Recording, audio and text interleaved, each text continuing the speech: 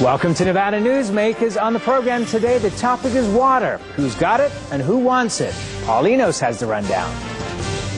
As the old adage goes, in Nevada, whiskey is for drinking and water is for fighting. Today we're going to talk with Pat Mulroy, General Manager of the Southern Nevada Water Authority. Sam? And coming up on the Power Pundit panel today, Dick Gammick and John Griffin. It's all coming up next on an all-new Nevada Newsmakers.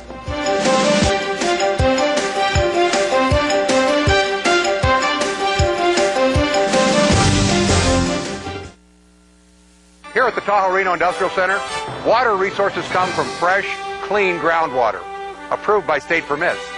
The water is pumped from wells to million-gallon storage tanks and then distributed to TRI companies. Another amenity is our investment in a state-of-the-art wastewater treatment plant. This disposal system converts waste to clean water for industrial applications.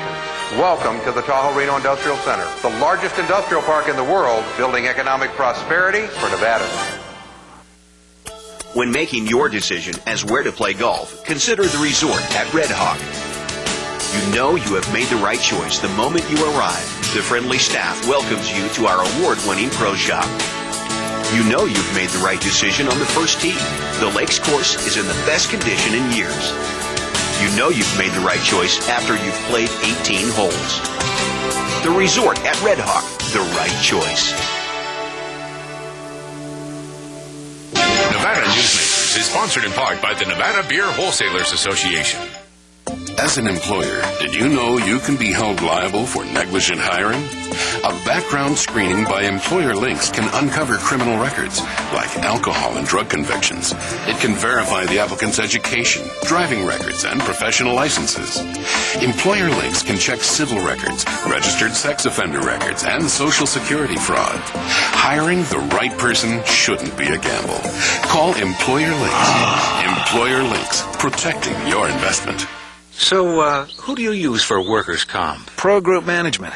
Ah, I've heard some good things about them. You bet. Employee background checks, safety training, claim seminars. Oh, and here's the great part. If you have an issue, they work for you, not against you. Sounds perfect. And expensive. Well, that's the best part. They saved me 30%. I've heard they saved others 50%. Works for me. Pro Group Management. Finally, workers' comp that works for you. This is Nevada Newsmakers with host Sam Shad, a no-holds-barred political forum. Now, from the Nevada Newsmakers broadcast headquarters, here is Sam Shad.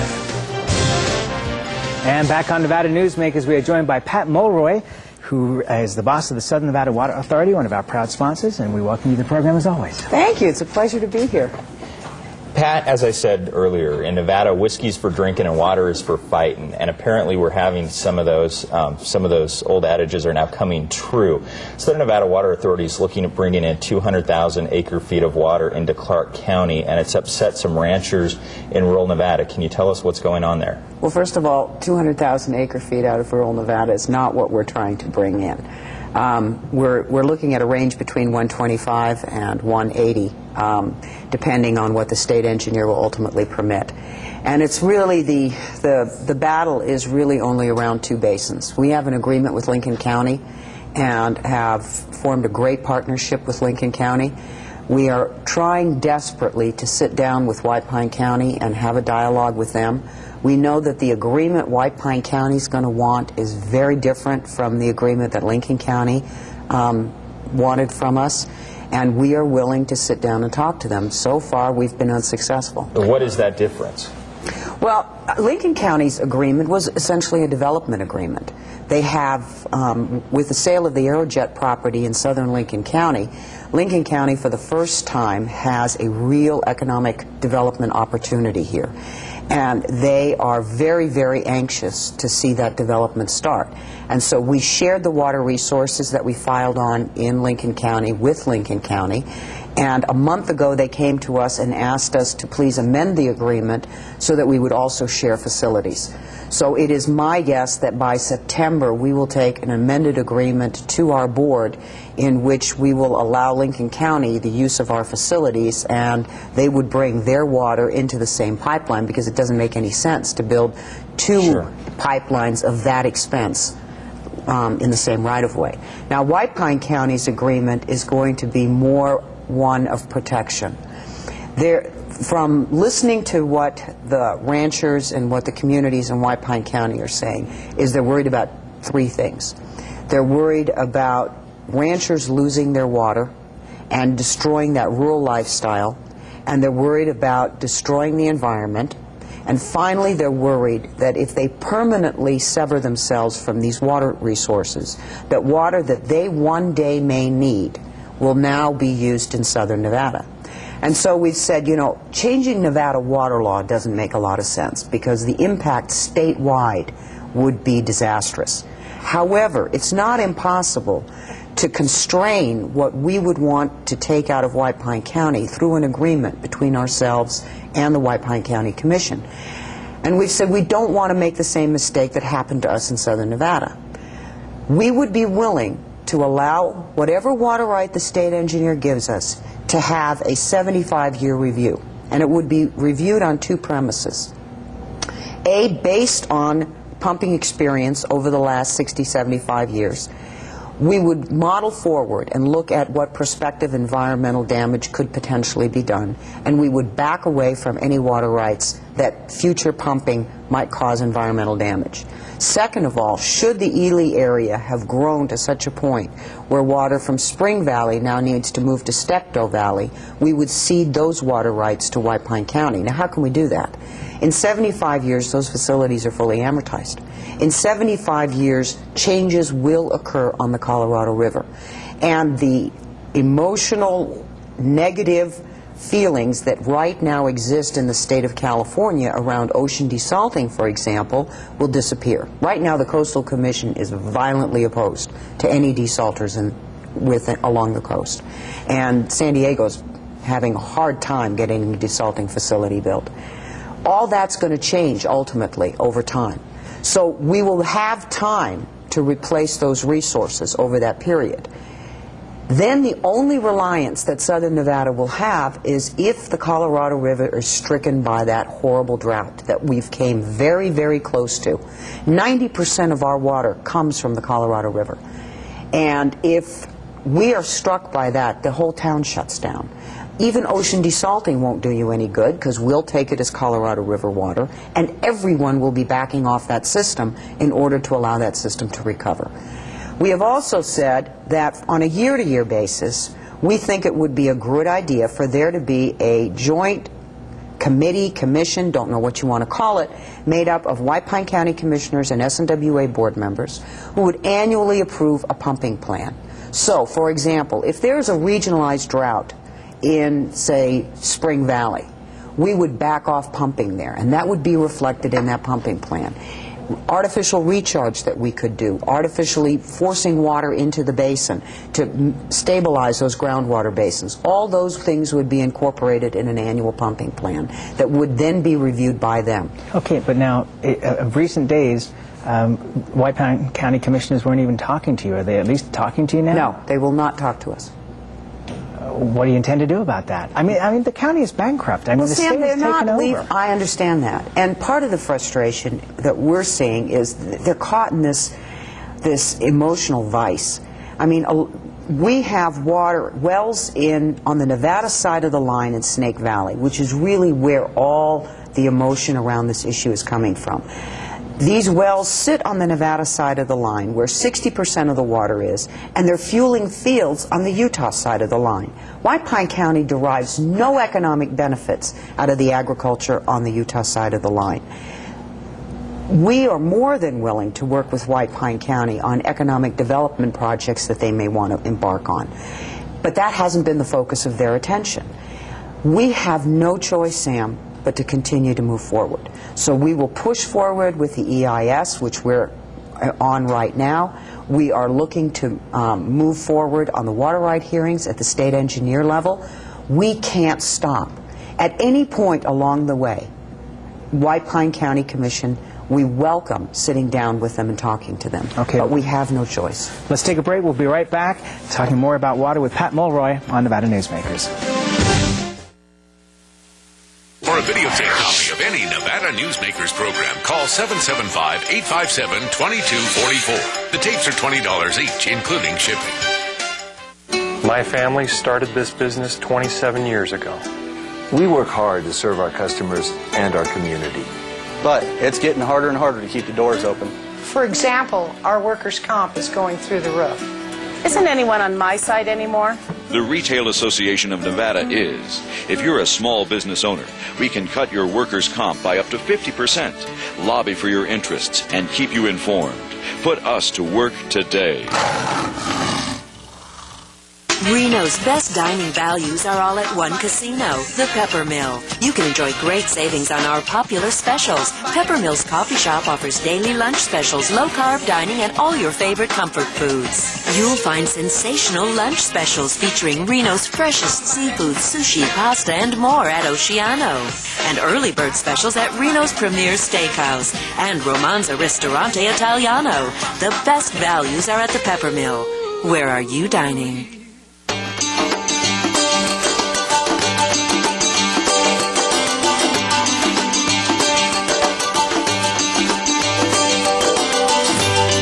Many of the materials we rely on every day come from the ground, and modern mining technology brings them to us cleaner and safer than ever before. To learn more about America's natural resources, visit nma.org, the National Mining Association. Come join the fun on Saturday, August 20th at the 5th Annual Ricky Woodring Memorial Fund and Scholarship Golf Tournament. It's an 18-hole four-person scramble with food and fun at the beautiful Arrow Creek Golf Club. The entry fee of $130 includes green fees, golf cart, continental breakfast, lunch, and snacks with raffle and silent auction. All proceeds to benefit the Ricky Woodring Memorial Fund and the Galena High Athletic Programs. A hole-in-one wins a 2005 Ford Mustang, compliments of Jones West Ford. It's a day of golf, food, fun, and prizes. Call 851-7454 now to reserve your spot. And now, back to Nevada Newsmakers with Sam Shad. And back on Nevada Newsmakers, we're continuing our conversation with Pat Mulroy, who heads up the Southern Nevada Water Authority. Okay, I'm going to go into the area of rumors. There's lots of rumors floating around. And what the rumors are saying is, are we seeing the beginning of Nevada's version of LA Water and Power? And here's some of the things that are fueling these rumors.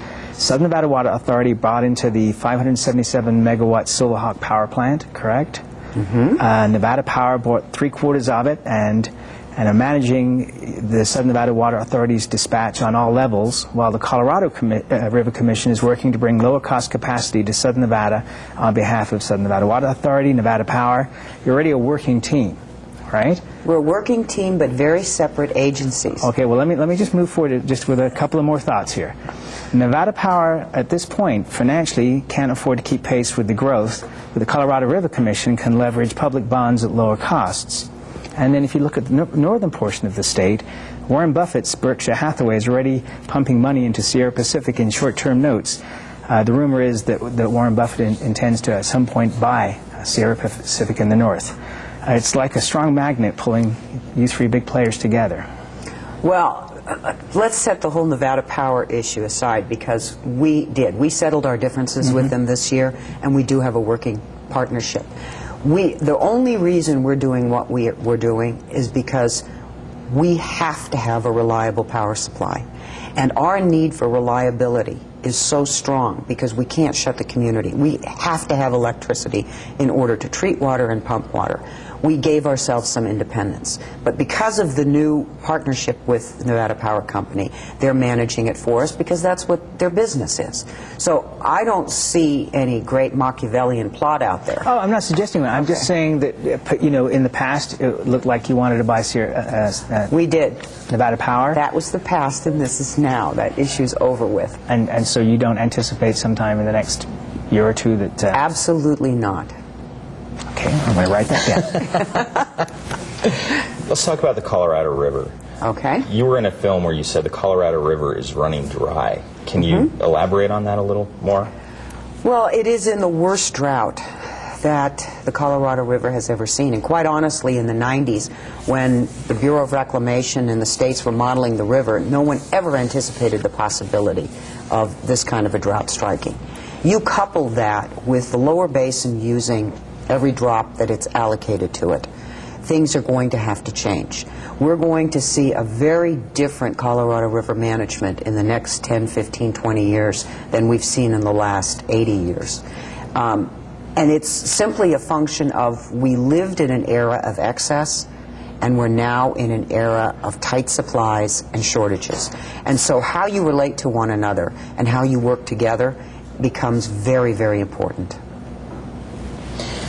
Okay, one of the questions that popped up recently was an article that was in the Las Vegas Sun where it was talking about Harvey Whittemore, who's building Coyote Springs that straddles the Clark County, Lincoln County border, has picked up in excess of 40,000 acre feet of water, but very quietly, very smoothly. And he has a huge project that he has to deliver water to. His project is not viable unless he brings these water resources in. And so he's talked to Vidler, and he has bought ranches from willing sellers. The water will be used in Lincoln County, just in a different place in Lincoln County. It'll be redeployed, ultimately. I think right now he has a commitment to keep that ranching operation going. But, you know, my guess would be that ultimately some of that ranch land will be changed. Yeah, because it's going to be a huge community. Something like 200,000 people. It's going to be huge. But are you surprised at the seeming ease that he's been able to do this, whereas sometimes you guys struggle so much? No, what we're seeing in southern Nevada, well, yeah, the ease he can is because he doesn't have the spotlight on him, and he's not big bad southern Nevada, and he's buying water in Lincoln County for use in Lincoln County. These are all very different dynamics. Sometimes I worry that a lot of the anxiety that we're going through and a lot of the resistance we're encountering is because we're southern Nevada. That if it was a different part of the state, we would be treated and we would be looked at very differently. But that having been said, yes, this is an enormous development for Lincoln County. I wanted to ask you one other question about Lincoln County, which is the delays. There are new studies now going in that are going to delay the start, to perhaps, well, you wanted to start pumping water by 2015, but how late do you think it's going to be now before you're able to pump water from Lincoln County?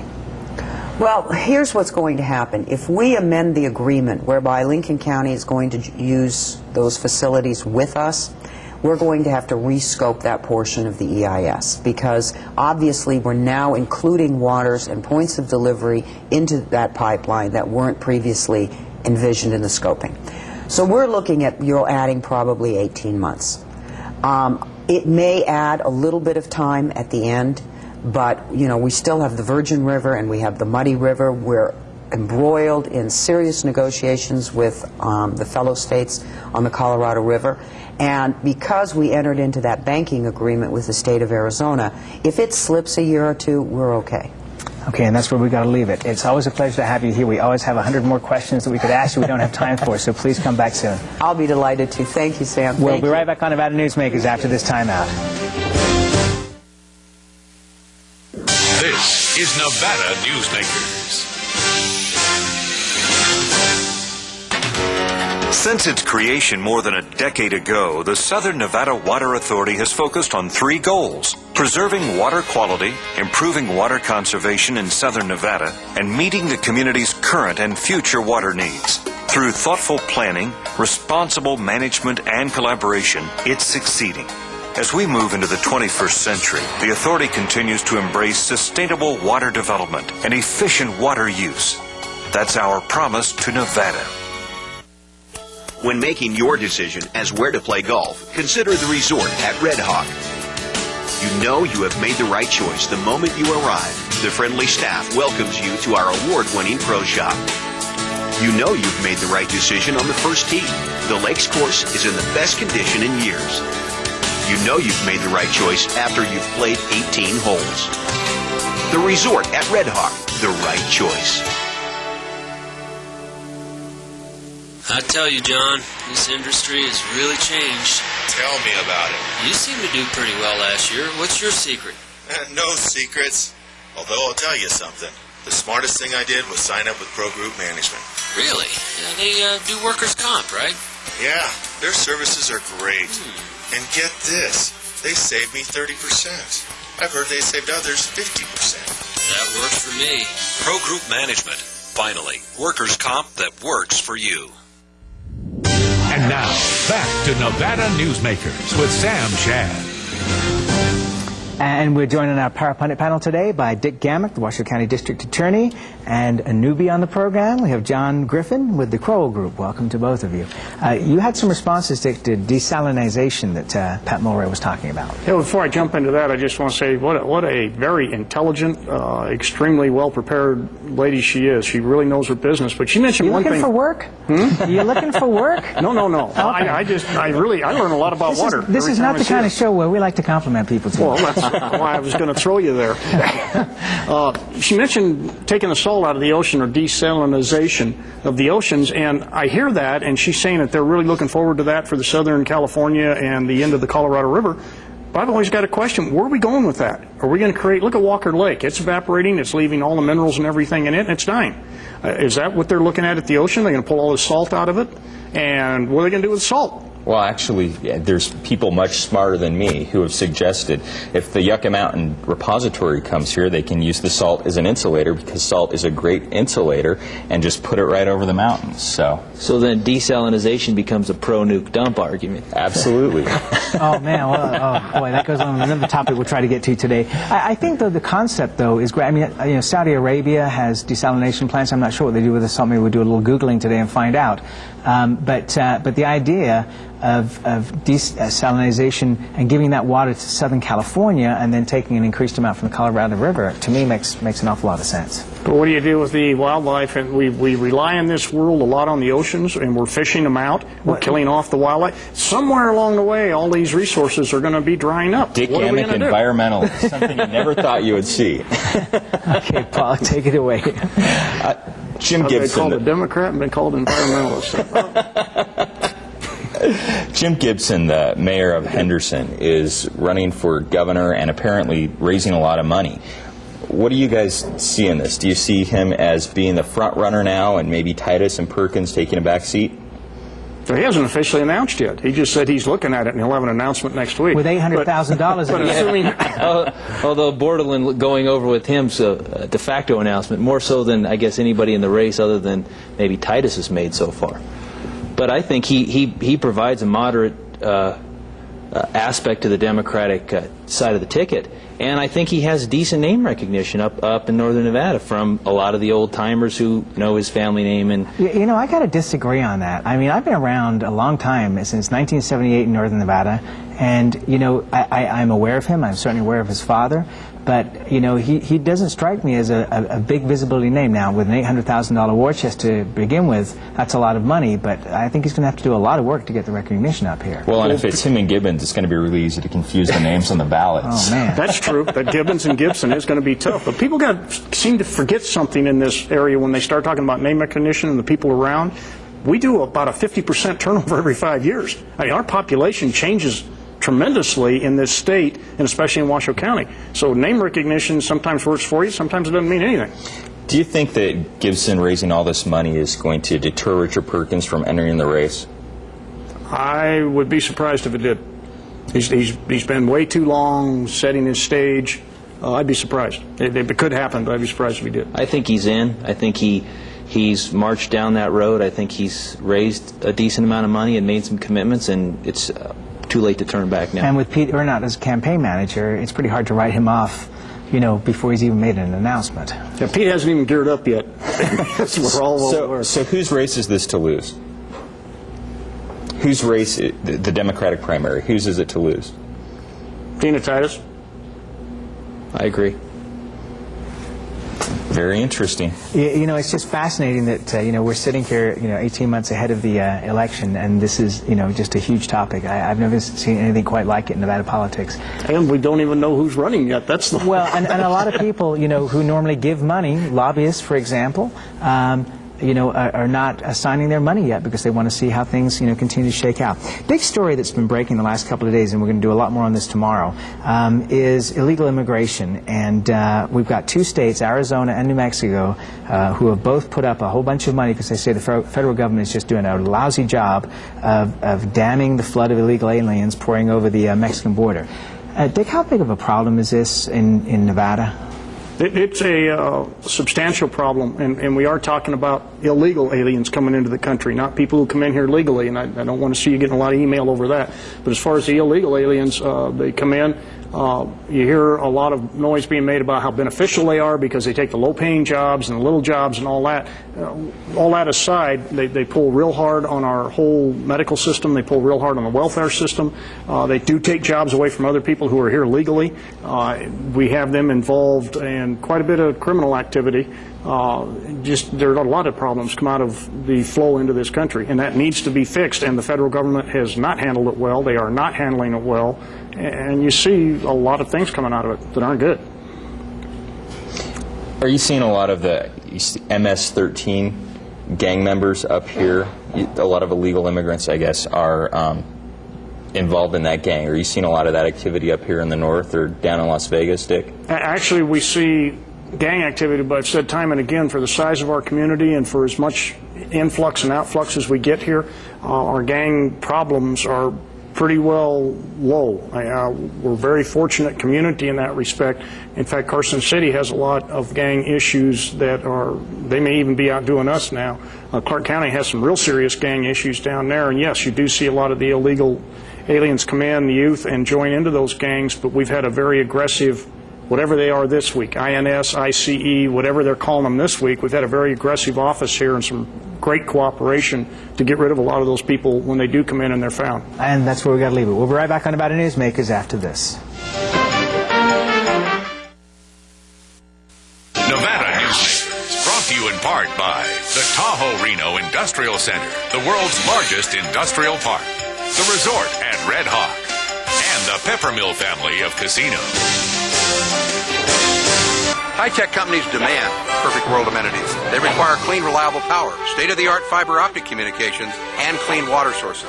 In a perfect world, companies would have immediate access to rail and interstate freeways. There would be 4-lane expressways that shorten shipping times and provide convenient commute routes for valued employees. Well, the future is now, and it's here. Welcome to the Tahoe Reno Industrial Center, the largest industrial park in the world, building economic prosperity for Nevadans. South Reno's hotspot for food, fun, and friends is the Tamarack Junction. Play over 480 of the hottest slots and video poker games. Enjoy hot times and sizzling food specials at Sully's Sports Bar, Grill, and Nightclub. Watch your favorite game on one of our jumbo high-definition plasma TVs. Enjoy great food 24 hours a day in the Dining Car Restaurant. Or sample the best hot and cold sandwiches in the Whistle Stop Deli. The Tamarack Junction is your junction for fun. South Virginia and Amati Ranch Parkway. Yeah. Don't forget, you can watch the last 2 weeks worth of Nevada Newsmakers at NevadaNewsmakers.com on streaming video. It's really easy to use, and the site is a great resource. Also, we love to get your emails, and you can email us directly from the site, NevadaNewsmakers.com. Coming up tomorrow, Lorraine Hunt, our Lieutenant Governor and gubernatorial candidate. We'll see you then.